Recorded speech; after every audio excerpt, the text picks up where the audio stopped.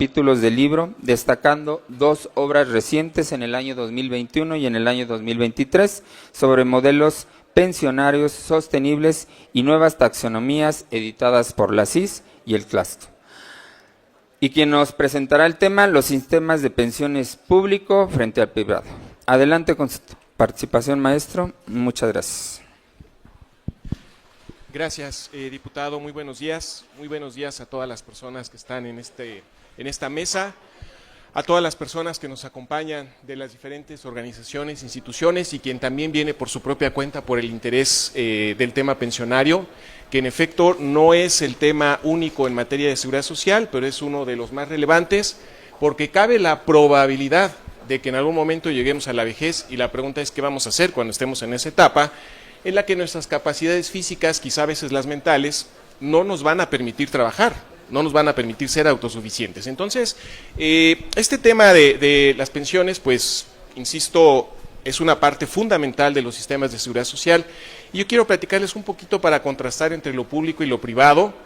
No vamos a hablar ni a favor de uno ni a favor de otro, sino queremos hacer comparativos precisamente para que todas las personas comprendamos de mejor manera qué diferencias podemos encontrar en cuanto al tipo de beneficios, por ejemplo, en cuanto a cuáles han sido las problemáticas que se han presentado en algunos sistemas de pensiones, porque si bien es cierto, hoy en día se habla mucho de que los sistemas de pensiones tienen graves problemas por el envejecimiento poblacional, reflexionemos una cosa, el envejecimiento poblacional no pasa de un día para otro.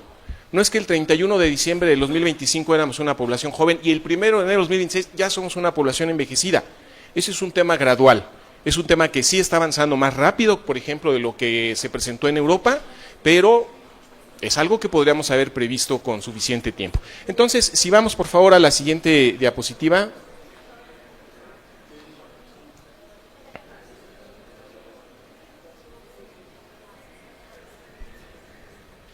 Bueno, la siguiente tiene un poco la agenda y les voy platicando. Quiero justamente que también rompamos algunos paradigmas como el que los sistemas de pensiones solidarios implican que las personas activas financien a las retiradas. No es así y ahorita explico por qué. Vamos a hablar un poquito de cuáles son los orígenes que realmente causan problemas a los sistemas pensionarios. Los vamos a generalizar. Les voy a proponer que cambiemos un poquito la forma en que hablamos de los sistemas de pensiones porque a veces también nos hemos ido a la dualidad. En un extremo unos, en otro extremo otros. Y todo lo que hay en medio, ¿qué pasa? Ahí les platicaré brevemente, por ejemplo, mientras está la presentación lista, que ustedes saben que hace algunos meses en Chile hubo una reforma donde el sistema de cuentas individuales no desapareció, pero se le añadió un componente. Y ese componente había mucha resistencia de la sociedad, porque justamente lo que pensaban, lo que creían es que solamente hay reparto y capitalización. Y entonces, no les voy a decir dónde, pero todo mundo es bienvenido a San Jerónimo, calle San Ramón sin número, entre Río Chico y Avenida San Jerónimo, la Conferencia Interamericana de Seguridad Social. Ahí en algún momento nos preguntaron en Chile, ¿qué podemos hacer? Porque la gente no está aceptando esta idea. Y una cosa que se les dijo es, dejen de repetir que eso es un sistema de reparto porque no lo es. Y si ustedes revisan las noticias, el ministro de Hacienda de aquel entonces empezó a hablar de vamos a poner un componente de seguro social. La reforma avanzó. Entonces vamos a romper un poquito ahí esos paradigmas, les voy a proponer que hablemos diferente de la parte pensionaria y vamos a hacer un comparativo, insisto, entre qué significa en términos financieros, en términos monetarios, público versus privado, para que identifiquemos también que por algo nuestras leyes, tanto del ISSSTE como del Seguro Social, hablaban de seguros.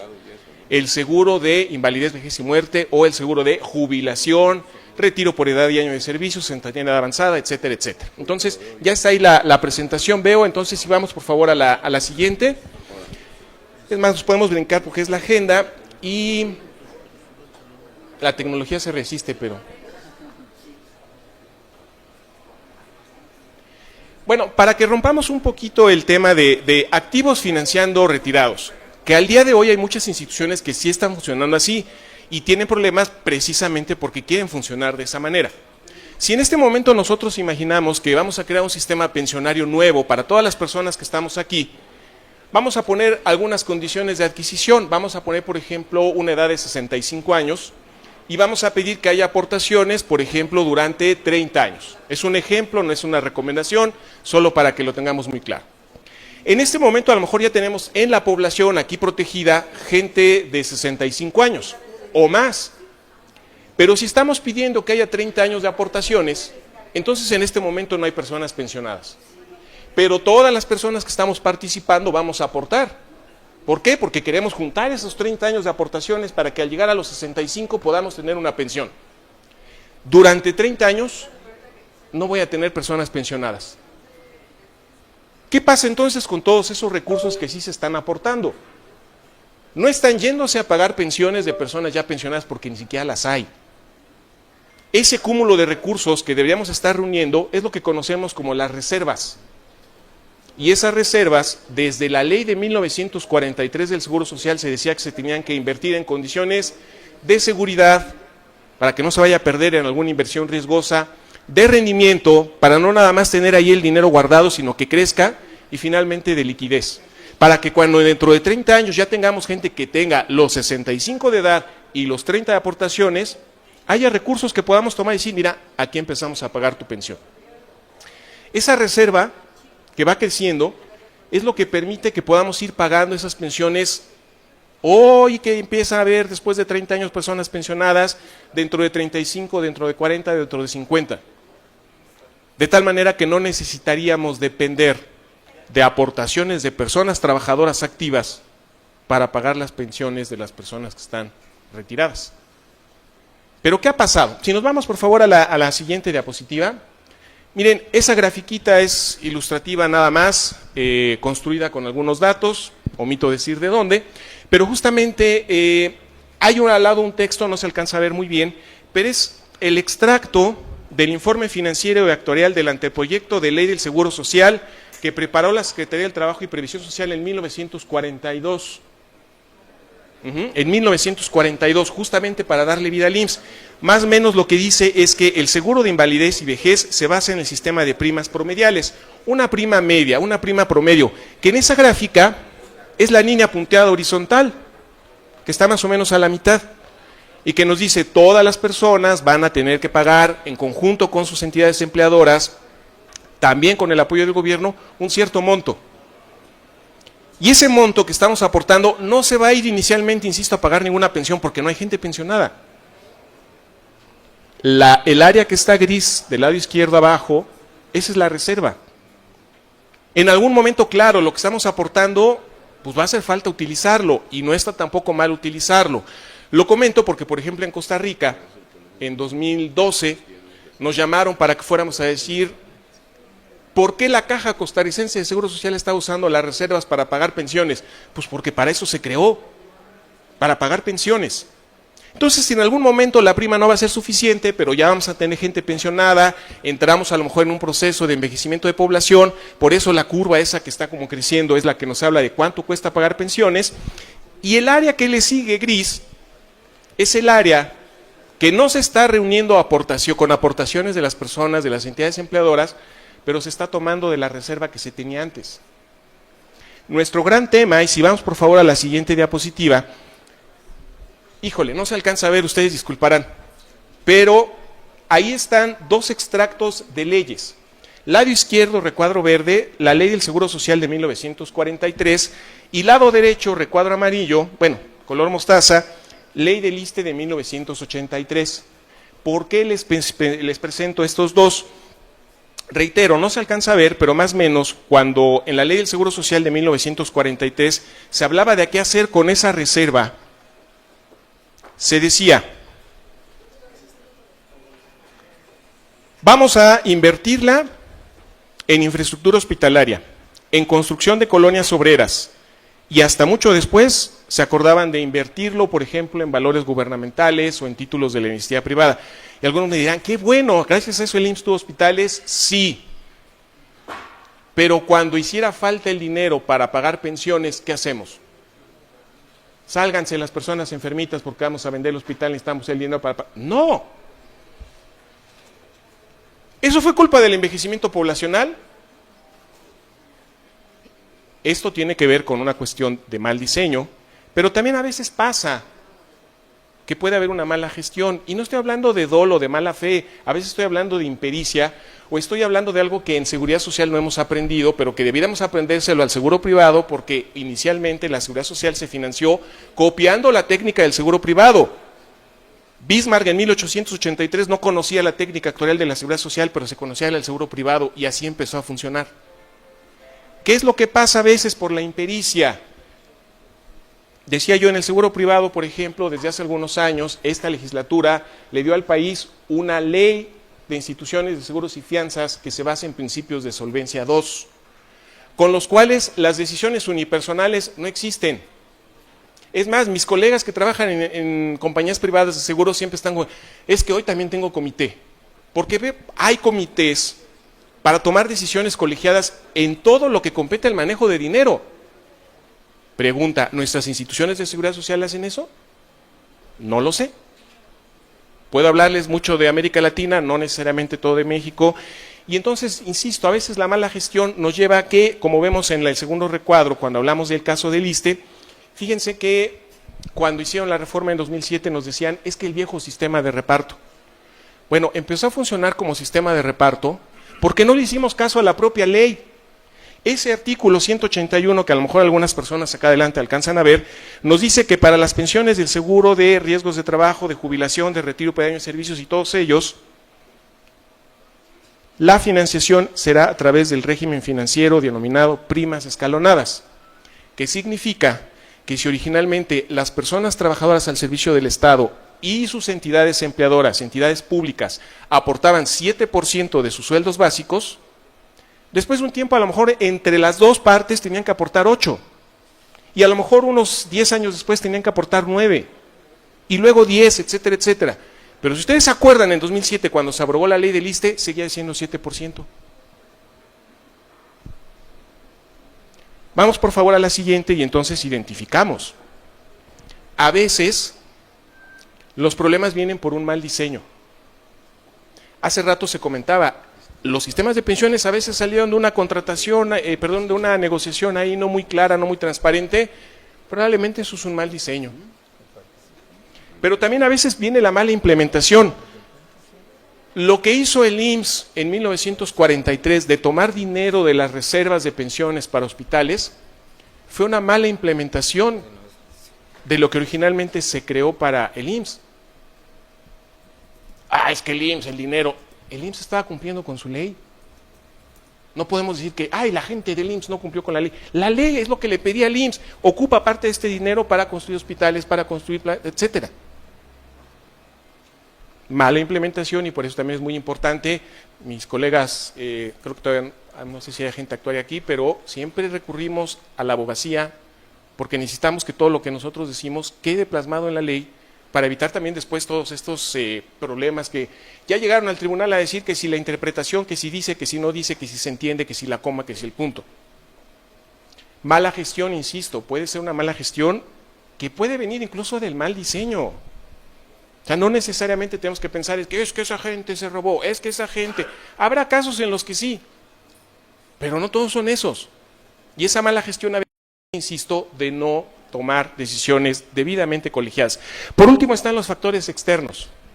Y ahí sí lo creo completamente. Lo demográfico y lo financiero son esenciales. Sí, estamos en un proceso de envejecimiento poblacional. Sí, hay tasas de reemplazo de la población de menos de 2.1 personas por pareja. Eso nos va a llevar a un envejecimiento acelerado.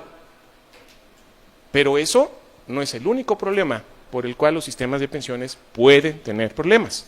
Vamos a la siguiente, por favor, y entonces es ¿hacia dónde nos movemos? Si me dicen que el sistema anterior ya no se puede por el envejecimiento poblacional, si me dicen que el nuevo no porque da pensiones bajas, etcétera, etcétera, ¿qué tenemos que hacer? Primero, olvidémonos de pensar que solamente hay pensiones de este lado, reparto, público, beneficio definido, privado, capitalización, administración privada. Sí los hay, pero ahí hay una gama de opciones y la mejor prueba que tenemos es el 2019, pensión para el bienestar de las personas adultas mayores de 65 y más. ¿Quién me dice si es de reparto, de beneficio definido, contribución definida, privado? No cabe en una clasificación de esas. Y si es una pensión, porque yo también he escuchado quien dice, no es que eso no es una pensión, es un apoyo porque es de monto bajo. La ley del Seguro Social de 1973 señalaba una tasa de reemplazo para salarios altos de 13%. Díganme si eso no es bajo. Para personas de más altos salarios, no se me asusten, no. Para personas de altos salarios, con 500 semanas de cotización, 13% de tasa de reemplazo. Díganme si eso no es bajo, pero se llama pensión. Entonces, por supuesto que la pensión para el bienestar no cabe en esa dualidad, es una pensión y varias de las cosas que están ahí, que pues no me extenderé a explicarles, nos invitan a que dejemos de pensar que solo tenemos la opción A o la opción B. Ahí hay una gama adicional de cosas, donde es cierto también, los planes de la previsión social, cuando las entidades empleadoras, públicas o privadas, pueden implementarlos, hay que fomentar a que lo hagan. No entro en más detalle. Vamos por favor a la siguiente y entonces, ¿qué pasa entre lo solidario y lo no solidario, lo público, lo privado? ¿Qué ocurre? Bueno, vamos a dividir el ciclo de vida de las personas trabajadoras en dos. Lado izquierdo, su vida activa, acumulan recursos.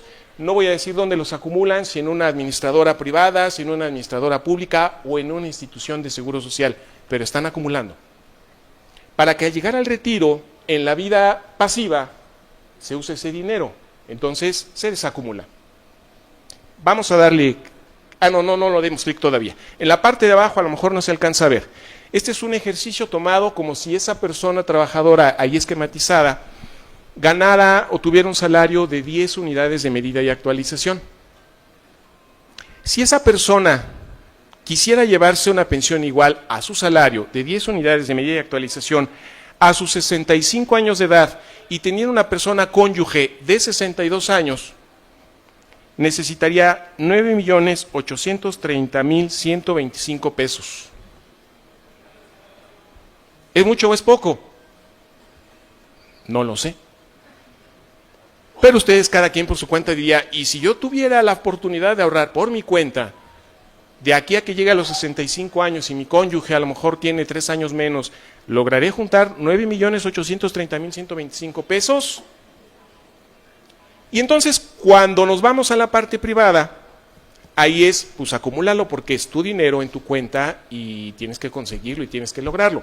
Si no lo logras, bueno, pues tenemos el Fondo de Pensiones para el Bienestar, tenemos la pensión para el bienestar de las personas adultas mayores, pero partiendo de nuestro recurso, pues ¿cómo le hacemos para juntar eso? Y es un gran problema. Híjole, me van a disculpar porque ahí viene una tabla con muchos números y a lo mejor no se alcanza a ver si vamos a la siguiente diapositiva. Discúlpenme.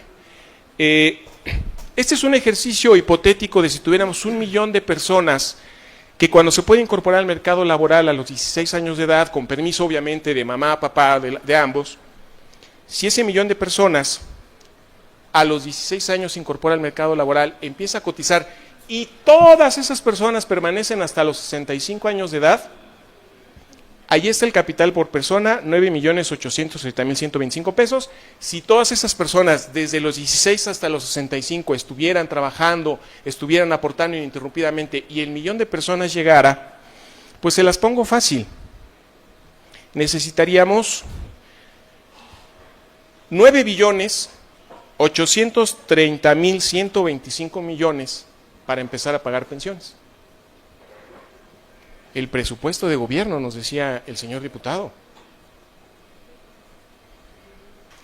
Pero eso no pasa en la realidad. Primero, las hipótesis. Esto lo hice para simplificar el ejemplo.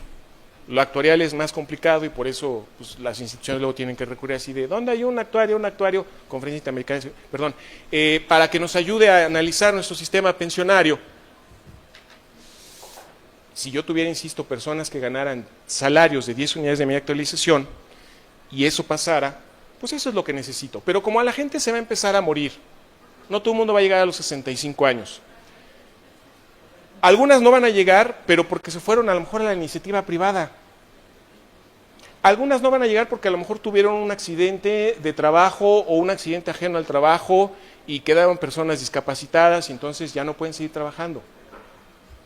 Con todos esos factores, entonces, ese 1 millón de personas va a ir disminuyendo. Ahí la disminución no se ve, tiene que ver con unas cosas que a lo mejor han escuchado que son las tablas de mortalidad. las mejores aliadas del grupo actuarial, pero a veces no se comprende bien cómo funcionan. En otra ocasión, si tenemos oportunidad de hacerlo, con gusto platicamos cómo funciona una tabla de mortalidad para que veamos por qué sí es útil y por qué es la mejor forma que tenemos, por ejemplo, para establecer cuánto dinero se necesita para pagar pensiones. Y miren, bajo cierta tabla de mortalidad,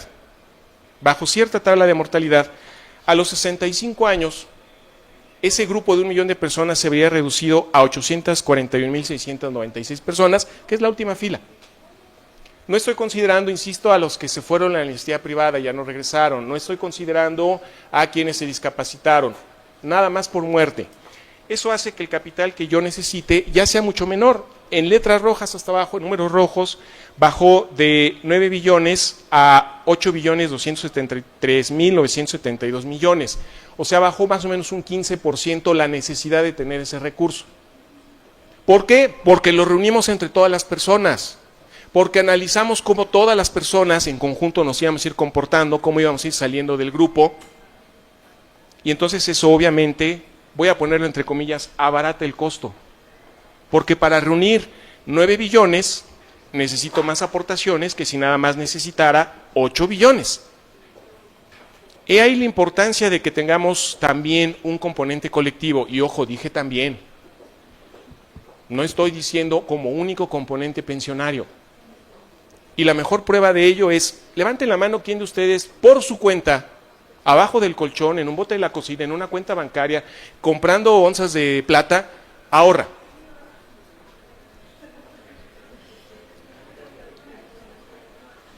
Yo también. Es difícil, sí, pero ahí tenemos algunos casos que sí lo han hecho. Yo diría, ¿saben qué? Como el ahorro es malo, saquen ese dinero y repártanselo de una vez a su familia. Oye, pero eso yo lo estoy guardando por si de repente tenemos una emergencia, hasta con el auto, en lo que el seguro nos paga. O sea, ahorrar no es malo, pero tampoco puede ser lo único. Como tampoco podemos pensar que con esas cantidades, solamente en el caso solidario de un seguro social vamos a resolver todo, porque también eso implica aportar. Por eso a veces a esos sistemas se les habla de beneficio definido. Sí, pero también necesitamos una contribución definida para saber cuánto dinero necesitamos para llegar a ese objetivo. Así de sencillo. Dejo ahí los cálculos, pero están, bueno, un poquito más complejos, implican también algunos supuestos financieros. Y para cerrar, entonces, dejo a la siguiente diapositiva, nada más para que recordemos, si ubicamos que nuestras leyes hablan de seguros de pensiones, ya no todas, pero algunas hablan de seguros de pensiones de invalidez, vejez y muerte, lo que tenemos que pensar es que funcionen como un seguro. Una prima, que si quieren le llamamos aportación, contribución, aporte, como ustedes gusten, que nos da derecho a una suma asegurada que no nos van a dar en una sola exhibición, sino dosificada, y le vamos a llamar pensión. Si juntamos esos componentes, oigan, ya rompí también de entrada esa dualidad de beneficio definido contra contribución definida. Para esas cosas necesito las dos. Sí, todo el mundo aporte el 5% y a ver para qué alcanza. Todo el mundo va a tener pensiones de 100% de su salario. Ok, ¿y eso cómo lo financiamos? Pues no sé, vamos viendo después. Grave error. Grave error. Así que les dejo algunas reflexiones, unos comentarios finales, ya no me extiendo, una disculpa por haberlo hecho de más. En la siguiente diapositiva vamos a olvidarnos de la dualidad, hay más sistemas pensionarios. Como actuario no les puedo hablar con detalle de todas las leyes y de todas las normas jurídicas, pero acordémonos que el artículo 25 de la Declaración Universal de los Derechos Humanos dice que todas las personas tenemos derecho a un seguro. No necesariamente a un ahorro, a una transferencia, a un plan de previsión de nuestros patrones, a un seguro. ¿Qué podemos hacer como sociedad para que todas las personas tengamos un seguro? ¿Qué podemos hacer si reconocemos además que algo a lo mejor en el pasado se hizo mal? Qué padre es echarle la culpa al envejecimiento poblacional. A ver, ¿dónde está el envejecimiento poblacional para que venga y le diga, explícame cómo estás terminando con los sistemas de pensiones? Es algo inanimado y natural que sí tiene que ver, decíamos hace rato, en que algunos sistemas tengan problemas, pero no es lo único y es algo gradual que se puede ir monitoreando. ¿Ok? No nos olvidemos de la solidaridad, por supuesto, pero vamos a implementarla adecuadamente. Olvidémonos de pensar que los activos tienen que trabajar para financiar las pensiones de los que ya se retiraron. Si hacemos eso, evidentemente vamos a tener un grave problema cuando tengamos un montón de personas, que en algunas instituciones ya pasa, que ya están retiradas, y queremos que con la aportación de una o dos se financie una pensión de una persona. Grave problema. Finalmente, quisiera recordarles, como será también comentado más adelante, que no se trata de que tengamos varias pensiones. Se trata de que tengamos una pensión que puede ser construida con diferentes componentes que hoy en día en este país ya existen, desde el piso de protección social que aquí denominamos pensión para el bienestar de las personas adultas mayores de 60 y más, hasta otros tantos que puedan tener que ver con el esfuerzo individual de la persona. Y hay una gama, no nada más es uno u otro. Con todo eso, podríamos buscar que las personas tengan una pensión suficiente para esa última etapa de la vida. Hasta aquí le dejo y reitero mis disculpas por haberme extendido. Estoy a sus órdenes. Muchas gracias.